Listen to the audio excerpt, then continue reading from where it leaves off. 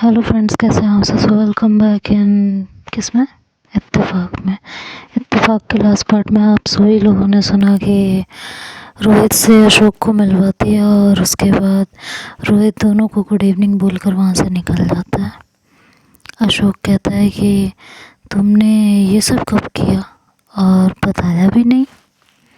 शम्मी ने कहा, इस लड़के की शक्ल देखकर मुझे लगा नहीं था ये मेरा दिया काम कर लेगा और नौकरी पर रखने की वही शर्त थी, इसलिए नहीं बताया। और इन सब झंझटों में मैं खुद ही भूल गई थी। वो तो आज इसने मुझे फ़ोन किया तो मुझे याद आया, तो आज इसे बुला लिया। अच्छा, और तुमसे मिलवा दिया? और क्या काम दिया था तुमने इसे? खन्ना को ट्रोल करने का। और वो कोर्ट में आता जाता है, कब क्या और किससे मिलता है ये सब पता करने को कहा था। तो कुछ पता लगा कर दिया इसने? कुछ नहीं, बहुत कुछ। सुनकर उछल पड़ोगे? अशोक ने पूछा, क्या? बताओ भी, क्यों सस्पेंस क्रिएट कर रही हो? सीधा सीधा बताओ ना। शम्मी ने कहा, वो 2-2.5 महीने पहले जो चैम्बर अलॉट हुए थे उनमें से एक चैम्बर खन्ना को भी मिला है। क्या? अशोक हैरान रह गया था।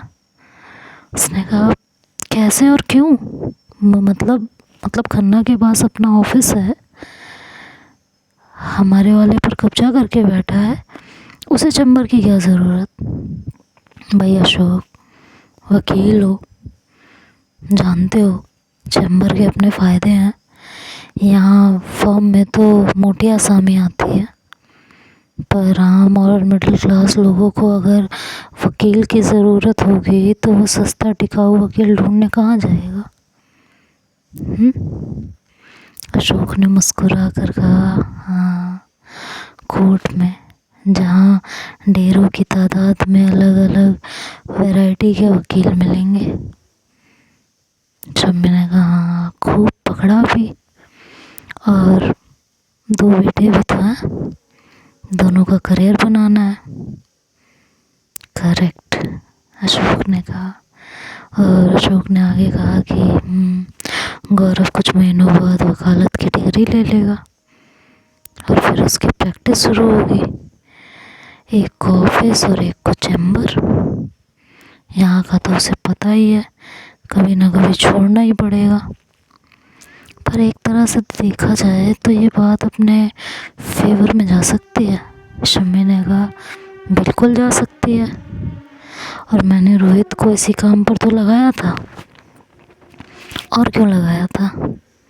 खन्ना के 2 बेटों पर मार पीट, गाली गलौज और अपने ही रिश्तेदार, वो भी जो सीनियर लॉयर हैं, घोष बाबू, जिन्हें सब जानते हैं, इस कोर्ट के मामले से नोटरी से लेकर प्रोसिक्यूटर और जज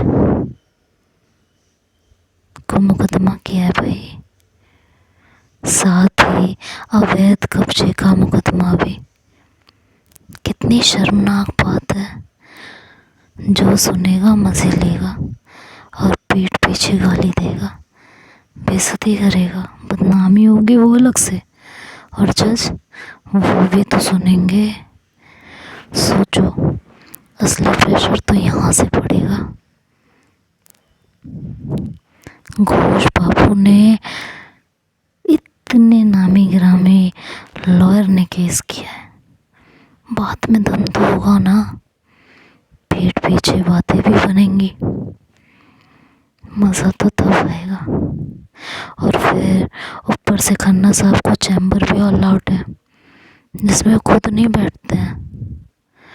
और कहाँ बैठते हैं? अपने रिश्तेदार के ऑफिस में, जहाँ उन्होंने ज़बरदस्ती कब्जा किया हुआ है। जज साहब को तो अपने कैबिन में बुलाकर क्लास लगानी चाहिए, नहीं? अशोक ने मुस्कुरा कर कहा, ये यार, इसे कहते हैं दूर की कौड़ी लाना। कहाँ से सीख रही हो यार तुम? शम्मी ने कहा, सीख नहीं रही हूँ, ज़रूरत सिखा रही है। पहले पापा कुछ बताते थे तो ध्यान नहीं देती थी, अब उनकी बातें सही लगती है, बस उन्हें ही फॉलो कर रही हूँ। और कुछ खन्ना जैसे लोगों के दिए हुए धोखों की मेहरबानी है। अब कोर्ट में, चैम्बर में, वहाँ बैठे वकीलों के बीच जब इस तरह की बातें बनेंगी, जज साहब के कानों तक ये बातें पहुँचेंगी, तो सोचो कुछ तो अपने फेवर में जाएगा ना। आधा केस तो तुम्हें पता है, वकील केस कोर्ट में जिताते हैं, लेकिन पब्लिक हमें बाहर ही जिता देती है। तो तुम समझ रहे हो ना मैं क्या कहना चाह रही हूँ? अशोक कहता, हाँ समझ रहा हूँ, और अच्छा ही है, कुछ सीख ही रही हो। पर ये बताओ, इस लड़के को कहाँ बैठाओगी? जगह कहाँ है? अरे भाई अशोक, रिसेप्शन के पास ही कुर्सी मेज लगवा देंगे, स्टाफ की तो ज़रूरत है ही। और क्या मतलब है जगह कहाँ है? हमारा इतना बड़ा ऑफिस है वकील साहब, मुझे 1 महीने में अपना ऑफिस खाली चाहिए। लोग भी कहेंगे कैसे लॉयर हैं, अपनी जगह खाली नहीं करवा पा रहे, हमारा केस कैसे लड़ेंगे। तो ज़रा टाइट हो जाइए, कल की हियरिंग के बाद आपका केस भी आ रहा है। तुम फिक्र मत करो, मैं पूरी तरह तैयार हूँ। और अब तो मेरे हाथ बढ़िया दांव लग गया है। मेरी पूरी कोशिश रहेगी कि 1 से 2 हियरिंग में मैं ये केस निपटा दूँगा, अगर ये केस कोर्ट में जाता है तो। पर मुझे उम्मीद है शायद ये केस कोर्ट में ना पहुँचे। खन्ना इतनी फजीहत सहने के बजाय सेटलमेंट करने को तैयार हो जाएगा। कल तुम्हारी हियरिंग के बाद उसके लॉयर को इशारा दे। क्या कहती हो? शम्मी कहती है, मेरा मन तो नहीं है कि हमारी तरफ से सेटलमेंट की पेशकश हो, पर देखते हैं कल क्या होता है। जो होगा देखते हैं, उसे किस तरह से लेना और क्या करना है। और फिर जब दूसरी तरीके से सोचती हूँ तो लगता है कि अगर सेटलमेंट हो जाए तो युक्ति का केस भी आउट ऑफ कोर्ट सेटल हो जाएगा, बात आगे नहीं बढ़ेगी और उसके घर तक नहीं पहुँचेगी। बेवजह पंगा ले लिया है, और मैं चाहती हूँ कि अगर किसी तरह से आउट ऑफ कोर्ट सारा सेटलमेंट हो जाए तो वो भी इस पंगे से बाहर निकलेगी।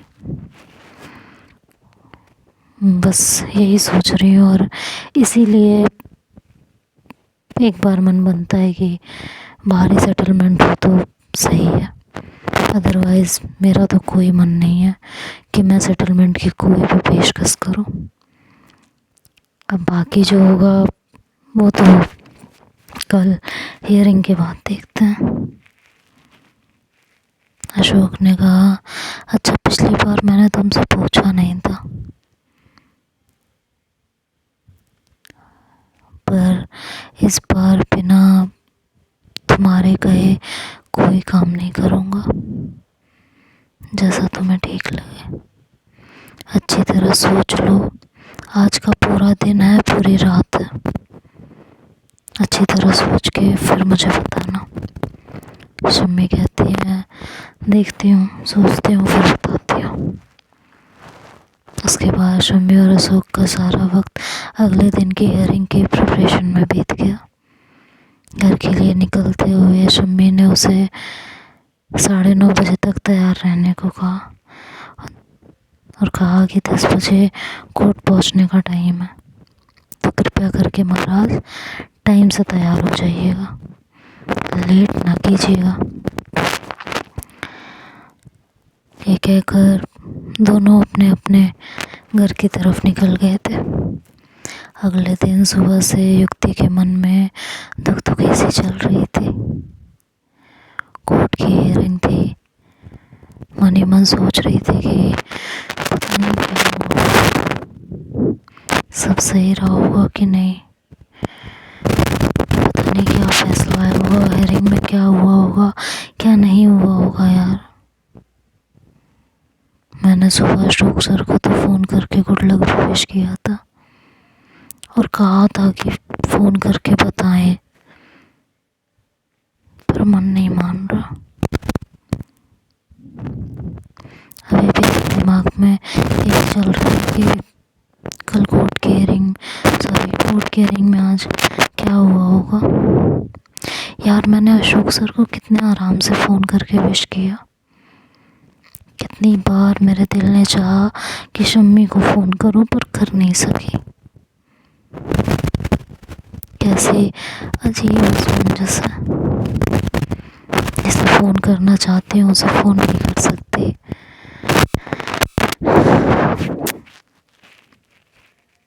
यही सोच के तो नहीं कर पाई ना, पता नहीं फ़ोन पर ही सुनाना ना शुरू कर दे, पता नहीं क्यों। लेकिन शम्मी को फ़ोन करते हुए मुझे आज भी झिझक होती है। इतने महीने मैंने उनके साथ काम किया, उनके घर पर रही, पर इतने महीनों में मैंने एक बार भी शम्मी को फ़ोन नहीं किया था। नंबर ज़रूर मेरे पास था और है भी, लेकिन कभी उन्हें फ़ोन करने की हिम्मत ही नहीं पड़ी। काश जितनी आसानी से मैं अशोक सर को कॉल कर लेती हूँ, उतनी आसानी से मैं शम्मी को भी फ़ोन कर पाती। बट वो तो खड़ूस है ना, उसे फ़ोन किया तो बेवजह सुना देगी, कुछ भी बोल देगी, कुछ भी सुना देगी। कैसी ज़िंदगी है। हम दिलारे बैठे हैं और बात भी नहीं कर सकते, हिम्मत भी नहीं होती उन्हें कॉल करने की, उनसे बात करने की। क्या ज़िंदगी है यार। और फिर कभी शायद ऐसा मौका भी नहीं मिला कि मैं उन्हें फ़ोन करूं, उनसे कुछ बात कहूं। या यूँ कह लो कि शायद मेरी कभी इतनी हिम्मत ही नहीं हुई कि मैं उन्हें फ़ोन करके उनसे डायरेक्ट बात कर सकूं या डायरेक्ट उनसे कुछ पूछ सकूं। जिस तरह से मैं अशोक सर के साथ कंफर्टेबल हूँ, कंफर्ट जोन में हूँ, उनसे कोई भी बात कर लेती हूँ, कुछ भी कह लेती हूँ, मैं उस तरह शम्मी के साथ नहीं हूँ। हाँ शायद यही रीज़न है कि मैं उन्हें फ़ोन नहीं कर पाती। और फिर ऐसे कोई मौके भी तो कभी नहीं मिले कि मैं उन्हें फ़ोन करूं। क्या लेके बैठ गई हूँ यार ये मैं। छोड़ो ना, नहीं कर पाई तो क्या ही कर सकते हो। खैर हमारी युक्ति तो इन्हीं सब ख्यालों में खोई रहती है, तो आगे क्या होगा ये नेक्स्ट पार्ट में सुनेंगे। युक्ति का हाल बड़ा बेहाल है। किसी ऐसे इंसान से प्यार हो जाए ना अगर, जिसे प्यार से बात करनी आती ही ना हो, दिल पल पल तड़पता है, पल पल आए मरता है। 2 पल उससे प्यार से बात हो जाए इसके लिए तरसता रहता है। लेकिन शायद कुछ लोगों के नसीब में वो बातें नहीं होती, जैसे युक्ति के नसीब में नहीं है। तो आगे क्या होगा ये तो नेक्स्ट पार्ट में सुनेंगे। तब तक के लिए बाय बाय, टेक केयर।